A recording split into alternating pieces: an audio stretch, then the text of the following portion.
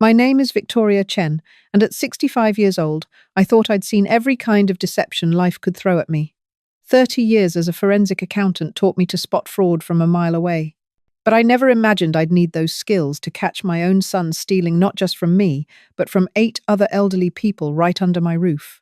It started 6 months ago, on a freezing January morning in Portland. My son Marcus called, his voice tight with concern. "Mom, we need to talk about your living situation." I'd been widowed for 3 years. My husband James and I had built a beautiful life in the craftsman home his parents left us. 4 bedrooms, a sprawling garden, and enough space for all the memories we'd made. After James passed, the house felt emptier, but I wasn't lonely. I had my book club, my garden, my volunteer work at the library. "What about my living situation?" I asked, genuinely confused. "You're alone in that big house. What if something happens? What if you fall? Dad would want someone looking after you." The mention of James stung, but Marcus knew that. He'd always been good at finding pressure points. His wife Jessica got on the other line. "We've been so worried, Mom. Marcus barely sleeps thinking about you there by yourself." They presented it as concern. They wanted to move in temporarily, just to help out. Marcus had recently left his job in Seattle. Something about corporate restructuring. They needed time to figure out their next steps anyway. It would be good for everyone. I should have questioned it more. Why would a 42-year-old successful consultant suddenly need to move back home? But when your child asks for help, you want to believe them. You want to be needed. They moved in on a Wednesday. I gave them the master bedroom, the one James and I had shared. I moved into the smaller guest room upstairs, the one with the dormered ceiling and the view of the garden. Just for a few months, I told myself.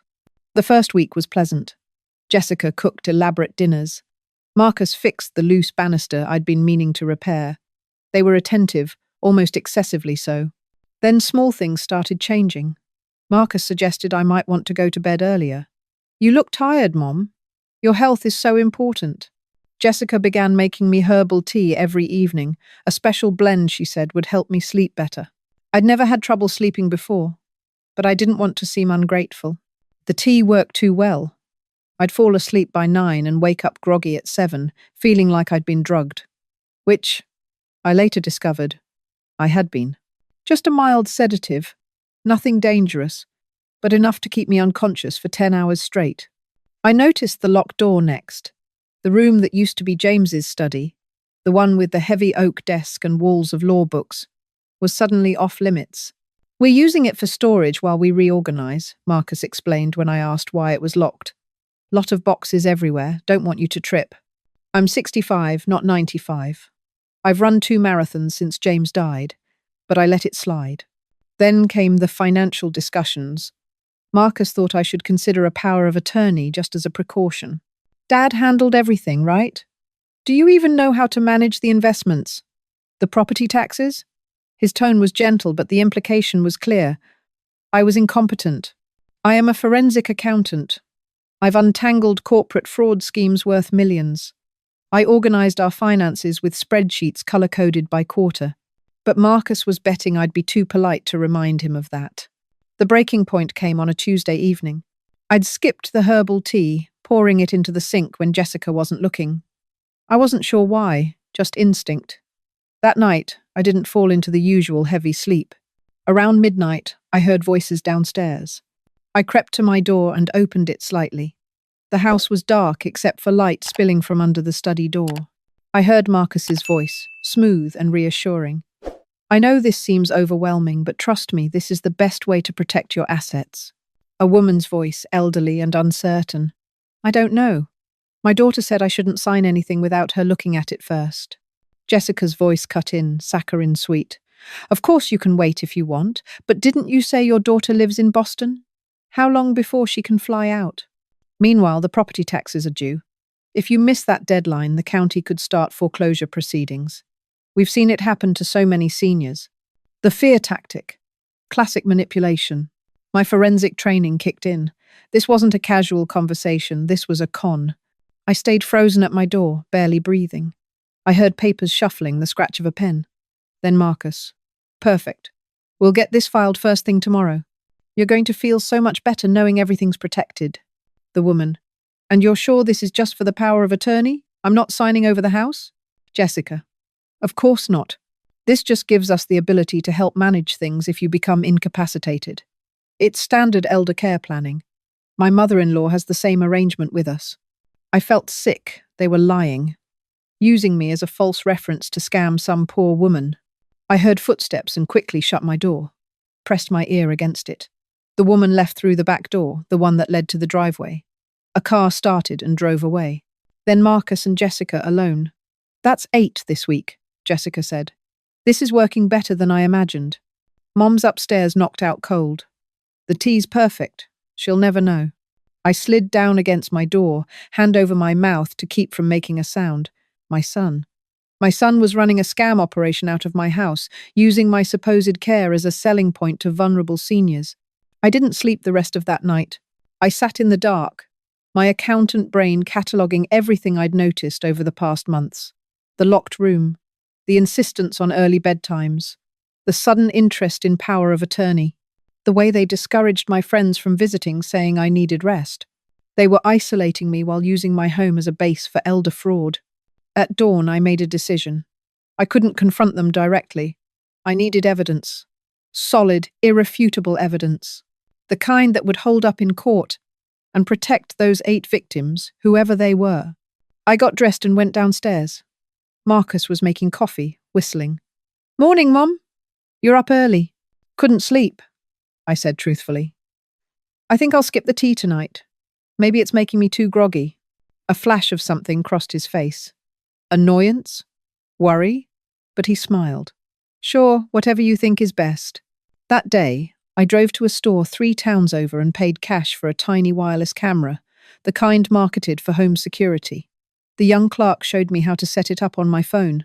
I also bought a voice-activated recorder, small enough to hide anywhere. I installed the camera in the study while Marcus and Jessica were out running errands. I'd picked the lock with a bobby pin, another skill from my youth that came flooding back. The room made my stomach turn. They had it set up like a professional office. Leather chairs arranged in a consultation setup, a desk with stacks of legal-looking forms, brochures about estate protection and elder care planning, all fake, all designed to look legitimate while they stole from frightened seniors. I placed the camera in the bookshelf, hidden between 2 thick legal volumes, with a perfect view of the desk. Then I relocked the door and went back to my room. That night, I pretended to drink the tea. I made a show of yawning by 8:30, said goodnight, and went upstairs. But I didn't sleep. I lay in bed with my phone, watching the camera feed, waiting. At 9:15, I heard the doorbell. On my phone screen, I watched Marcus open the study door and welcome in an elderly man, maybe 75, moving slowly with a cane. I turned on the audio. Crystal clear. Marcus. Thank you so much for coming, Robert. I know it's hard to get out in the evening, but this really is time sensitive. Robert. You said there was a problem with my property deed. Jessica entered the frame, carrying a folder.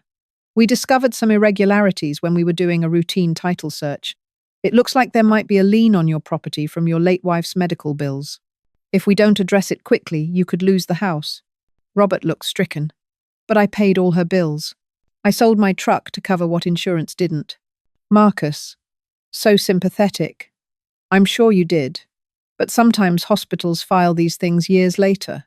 It's predatory, what they do to grieving spouses. But there's a way to protect yourself. If you sign a limited power of attorney, we can handle the legal work to clear this up. Much cheaper than hiring a lawyer. And faster. It was brilliant and cruel. They'd researched him enough to know his wife had died, that there had been medical bills. They were weaponizing his grief. I was shaking with rage, but I kept recording. Over the next 2 weeks, I documented everything.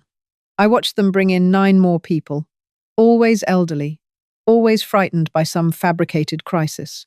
Property liens, unpaid taxes, estate probate issues. They had a script and they were good at it. During the days, I played the declining mother. I let Jessica fuss over me. I pretended the vitamins she gave me made me feel better, even though I was flushing them down the toilet. I acted confused about simple things, let Marcus explain my own banking to me like I was a child. At night, I built my case. I didn't just record the meetings.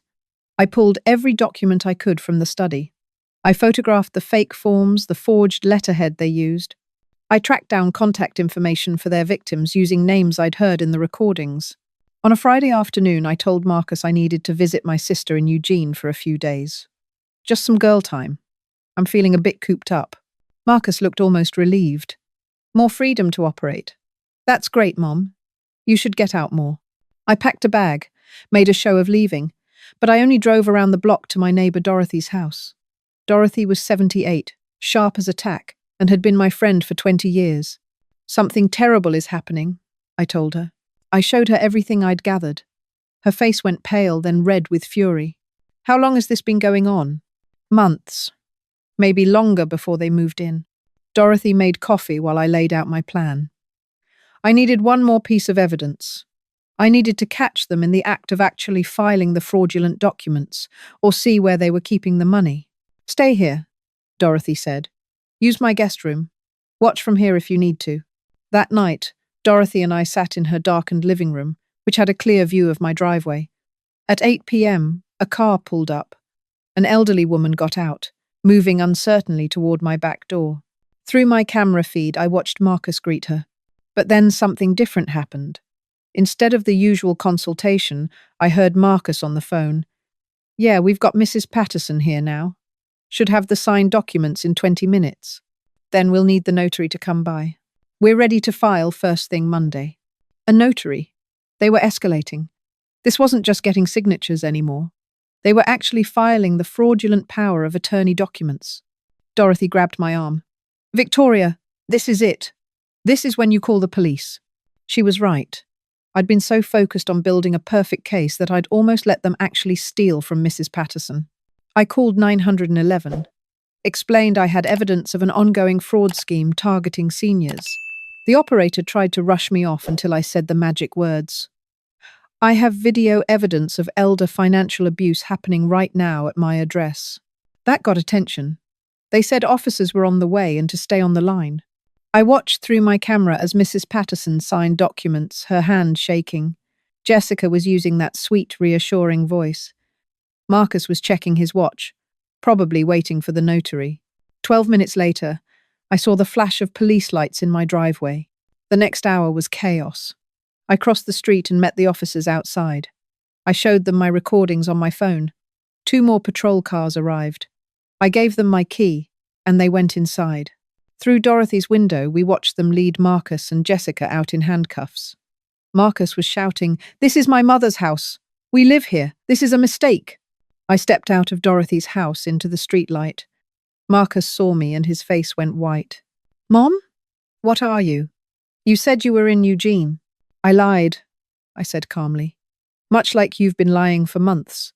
The detective, a tired-looking woman in her 40s, approached me. "Mrs. Chen? I'm Detective Morrison. We need to go through your evidence."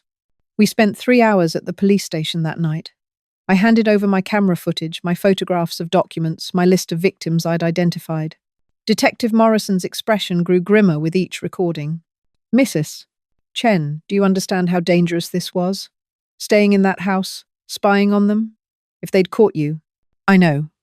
But I needed solid evidence. I'm a forensic accountant. I know what prosecutors need." She smiled slightly. "You certainly do. This is one of the most well-documented cases I've ever seen. We'll need to track down all the victims, see how far this extends." It extended far. Over the next 2 months, as the investigation unfolded, we discovered Marcus and Jessica had been running variations of this scam for almost 2 years. Before moving in with me, they'd operated out of rented office spaces in Seattle and Tacoma. They'd targeted over 30 seniors, stealing an estimated $800,000 through fraudulent power of attorney documents, forged property transfers, and outright theft from bank accounts. They'd moved in with me when the Seattle authorities started getting suspicious. My house gave them legitimacy. My mother trusts me with her finances became their new selling point. The 8 victims I'd directly documented all testified. Mrs. Patterson, who I'd saved that final night, sobbed when she thanked me. I was so scared. My husband died last year, and I didn't know how to handle the house. They seemed so kind. That was the hardest part. These weren't stupid people. They were grieving, confused, isolated seniors being told that someone professional and kind wanted to help them. Marcus and Jessica had weaponized trust. The trial was in September. I testified for 4 hours, walking the jury through my investigation. I'd brought printouts of every recording, every document. The prosecutor called me our star witness. Marcus never looked at me, not once during the entire trial. Jessica cried periodically, but they felt like calculated tears. The jury deliberated for 6 hours. Guilty on all counts. Conspiracy to commit fraud, elder abuse, forgery, identity theft. Marcus got 12 years. Jessica got 10. When the verdict was read, I felt empty. I'd wanted this outcome. I'd worked for it. But this was my son, the baby I'd rocked to sleep, the little boy who'd brought me dandelions from the yard. Somewhere along the way, that child had become someone I didn't recognize. After the trial, I contacted every victim I could find. Some had lost their homes. One couple had lost their daughter's college fund they'd been safeguarding. Another woman had been days away from being evicted before the fraud was discovered and reversed. The restitution would take years. Some losses couldn't be recovered. But I had money saved. James's life insurance. Our retirement fund.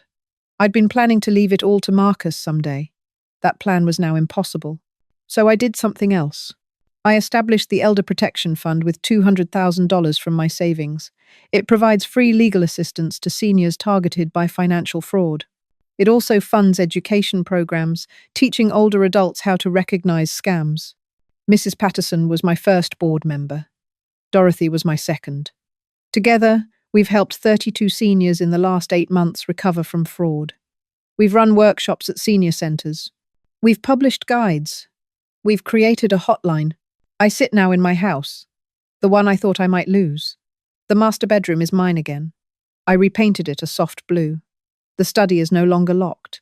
I turned it into a craft room where the book club meets every Thursday. Marcus writes me from prison sometimes. Short letters, always asking for forgiveness, never actually taking responsibility. He blames Jessica. He blames his job stress. He blames everything except himself. I haven't written back. People ask if I'm lonely now. The truth is, I'm busier than I've been in years. The fund takes up most of my time. I'm working with the district attorney's office on a task force for elder abuse prevention. I speak at community centres and police trainings. Last week, a woman in her 70s called the hotline. Her son had moved in during COVID and was now controlling her bank accounts. She was scared. She didn't know what to do. I drove to meet her at a coffee shop. I listened to her story, and then I taught her what I learned. How to document, how to protect herself, how to be brave enough to stop it before it's too late. She reminded me of myself 6 months ago. Trusting, confused, not wanting to believe that someone she loved could hurt her. You're not alone, I told her. And you're not helpless. Your age doesn't make you weak. It makes you experienced. Use that. She called me a week later. She'd gathered evidence. She'd gone to the police. Her son was now under investigation. Thank you, she whispered. You saved my life. But really, she saved herself. I just showed her the path. That's what the fund does. We show people they have power, that being a senior doesn't mean being a victim, that trust betrayed can become wisdom shared. I sleep better now than I have in months. No drug tea, no fake concern, no lies masquerading as love. My house is mine again.